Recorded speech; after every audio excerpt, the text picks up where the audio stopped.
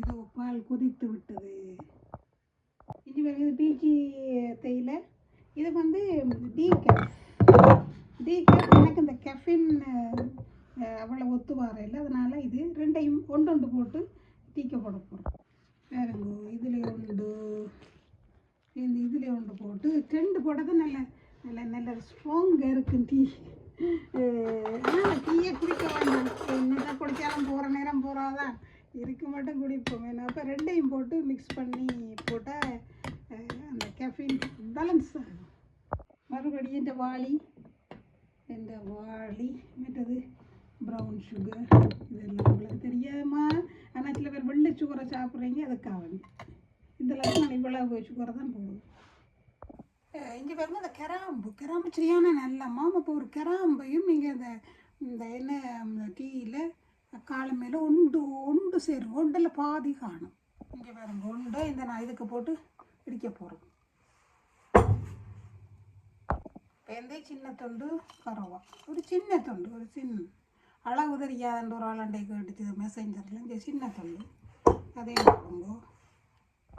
பேருந்து ஒரு இலக்காயம் போடுங்க.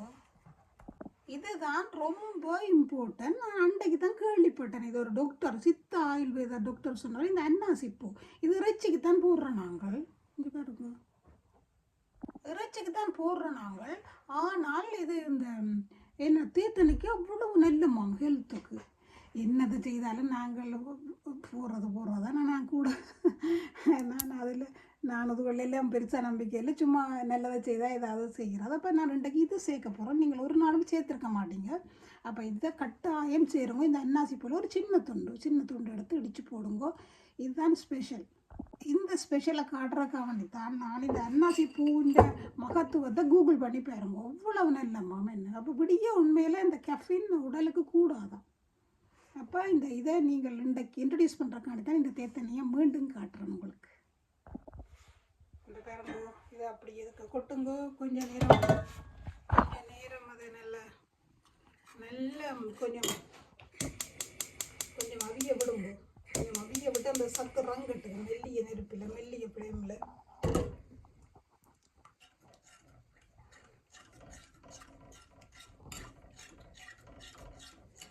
நல்லதுகளை சேர்க்கிறது அதை மிஞ்சி அதை கடவுள்கிட்ட சித்தம். நாங்கள் வாழ்கிறதும் இருக்கிறதும் இயங்குறதும் எல்லாம் இறைவன்ட சித்தம். எங்களோட சித்தப்படை இல்லை, இந்த கராம்பு சுக்கில் இல்லை, எல்லாம் எங்களுக்கு மேலே உள்ளவனால தான். சில பேர் வடிப்பினும் நான் வடிக்கல, அப்படியே கடிச்சு குடிக்கிறது தான். அதுவும் டேஸ்ட்டாக இருக்கும், போட மாட்டா வடியும்.